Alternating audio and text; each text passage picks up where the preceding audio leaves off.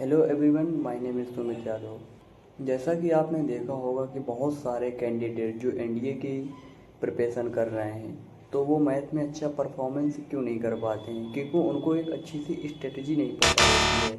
आपने देखा होगा कि यूपीएससी एनडीए के मैथ में बहुत सारे चैप्टर्स हैं, ठीक है। आपको इतना नहीं पढ़ना है, अगर आप इतना पढ़ लेंगे तो आप कंफ्यूज हो जाएंगे। आज की वीडियो में मैं आपको बताऊंगा कि आप लिमिटेड चैप्टर पढ़ करके आप यूपीएससी एनडीए के मैथ में अच्छा परफॉर्मेंस कर पाएँ। तो बने रहिए हमारी वीडियो के लास्ट में मैं आपको एक अच्छा सा प्लान बताऊंगा, कैसे पढ़ना है, कैसे क्या करना है, किस तरीके से आपको नोट्स बनाना है। जो भी स्टूडेंट एनडीए 1 2026 की तैयारी कर रहा है तो मैं आपको बहुत ही अच्छी स्ट्रेटजी बताने वाला हूँ। अगर आप फॉलो करेंगे तो मैं लिख के दे रहा हूँ, आप मैथ में अच्छा परफॉर्मेंस कर पाएंगे।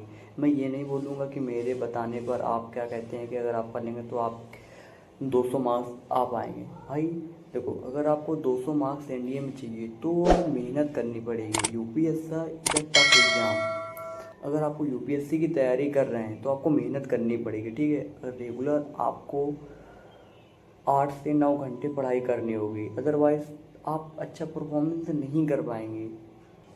तो मैं आपको बताऊंगा कि मोस्ट इम्पोर्टेंट चैप्टर, जैसा कि आप स्क्रीन पर देख रहे होंगे कि आप इतने चैप्टर पढ़ करके आप अच्छा परफॉर्मेंस कर पाते हैं। जैसे कि आप देखिए, जैसा कि आप स्क्रीन पर देख रहे हैं, ठीक है।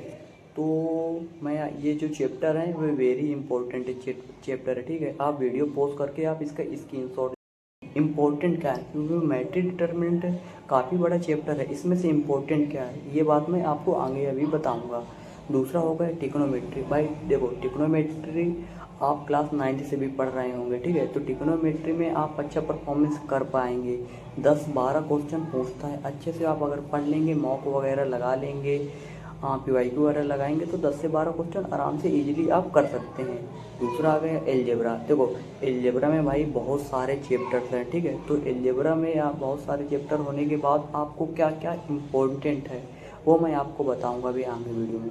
फिर आ गया आपका कैलकुलस। देखो, कैलकुलस बहुत सारे कैंडिडेट को कैलकुलस थोड़ा सा टफ लगा होगा। जो भी स्टूडेंट मैथ से हों वो अच्छा परफॉर्मेंस कैलकुलस में कर पाएंगे। जो भी स्टूडेंट बायो से होंगे, वो कॉमर्स से होंगे, तो मेरी एडवाइस है आप कैलकुलस को गिव अप कर सकते हैं। बट एक बात याद रखिए, कैलकुलस में क्या इम्पोर्टेंट है, क्या गिव अप करना है, वो भी मैं आपको अभी आगे बताऊँगा।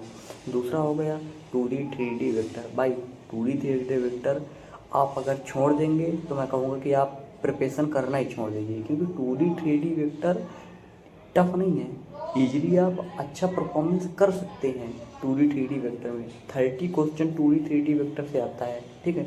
तो आपको 2D 3D वेक्टर नहीं छोड़ना है, आप अच्छा परफॉर्मेंस करो। बस आपको क्वेश्चन को अच्छे से रीड करना है। कैंडिडेट क्वेश्चन को रीड नहीं करता है, इसीलिए उसका क्वेश्चन गलत होता है। तो मेरी एडवाइस है, कोई भी क्वेश्चन हो, कोई भी किसी भी चैप्टर से हो, आप अच्छे से उसको रीड करिएगा, तभी आप अच्छा परफॉर्मेंस कर पाएंगे। फिर आ गया प्रोबेबिलिटी एवं स्टैटिक्स।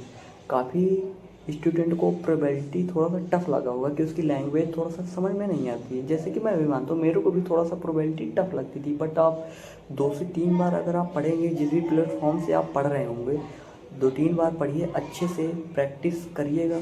तो आपको अगर प्रोबेबिलिटी टफ लग रही है तो आप स्टैटिक्स पढ़ लीजिएगा। बट आप क्या कहते हैं कि इससे 15 से 16 क्वेश्चन आता है भाई। जो लैंग्वेज को डिकोड कर पाएगा वो अच्छे से परफॉर्मेंस कर पाएगा। अब मैं आपको इन चैप्टर में मोस्ट इम्पोर्टेंट क्या है मैं आगे बताता हूँ। जैसे कि आप स्क्रीन पे देख पा रहे होंगे, जैसे कि आप देख रहे पा रहे हैं कि टिग्नोमेट्री।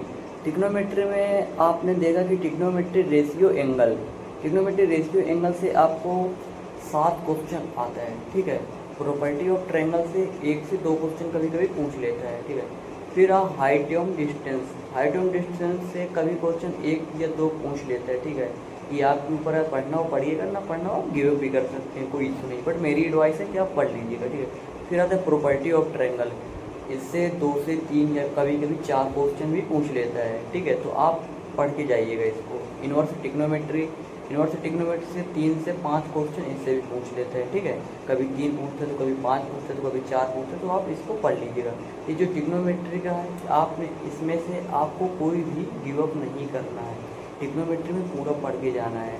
जैसे कि आप देख पा रहे हैं तो 7 क्वेश्चन एंगल से पूछता है, एक क्वेश्चन ट्रिग्नोमेट्री इक्वेशन से पूछता है, 2 क्वेश्चन इससे पूछते, 3, यानी कि ये 12 से 13 क्वेश्चन का वेटेज रखते हैं। मैंने कि आपको आगे वीडियो में आपको बताया ही होगा।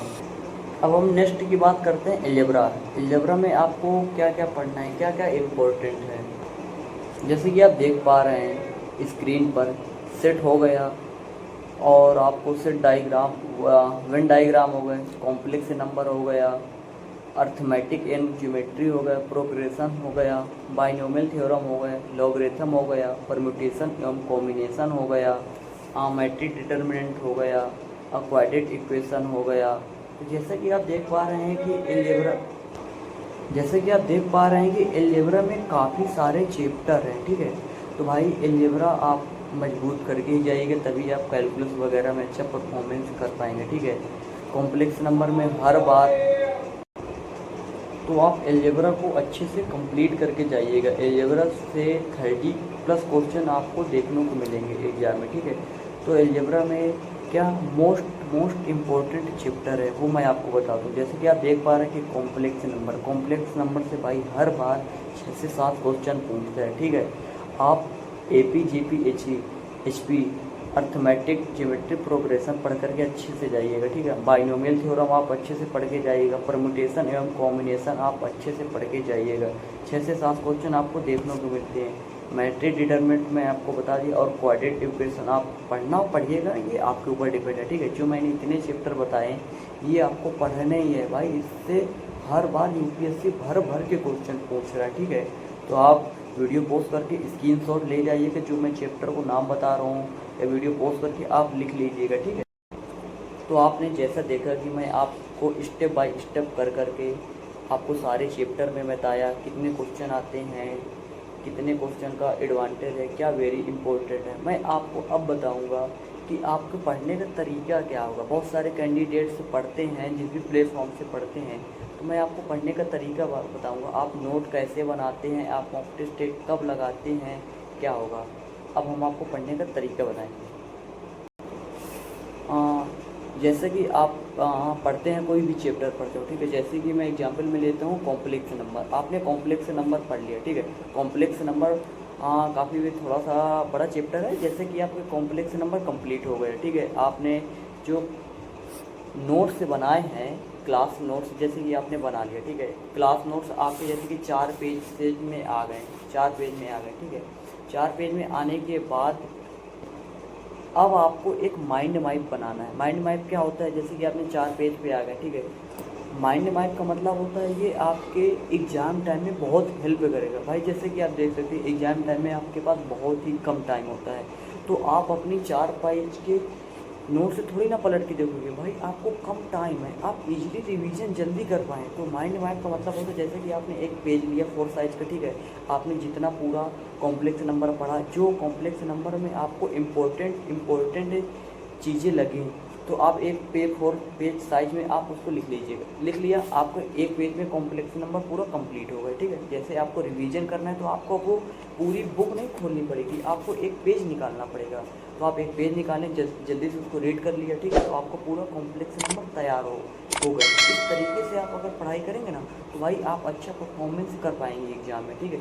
आपको रिवीजन में हेल्प भी मिलेगी। तो इसी तरह आप हर एक चैप्टर में अप्लाई करिएगा, पढ़िएगा, क्लास नोट्स पढ़िएगा। उसके बाद आप एक माइंड मैप बनाइए। माइंड मैप बनाने के बाद ये आपको रिवीजन टाइम में, पेपर के एग्ज़ाम टाइम में बहुत ही हेल्प करेगा। मैंने भी किया था, मेरे को भी बहुत अच्छा रिजल्ट भी मिला था, तो आपको भी मिलेगा, आप करिएगा। सो गाइस, वीडियो अगर अच्छी लगी हो या फिर कोई आपको डाउट हो तो आप हमको कमेंट में बताइएगा, या फिर मेरा आपको व्हाट्सअप नंबर स्क्रीन पर दिख रहा होगा, आप इसमें हेलो का या फिर कुछ भी डाउट हो आप भेज दीजिएगा। आपको अगर इंग्लिश में स्ट्रेटजी जानना हो या फिर किसी चैप्टर में जानना हो NDA से रिलेटेड, आप हमको क्या कहते हैं कि पर्सनल मैसेज कर सकते हैं। तो जय Hind friends, my name is Sumit Yadav, thank you.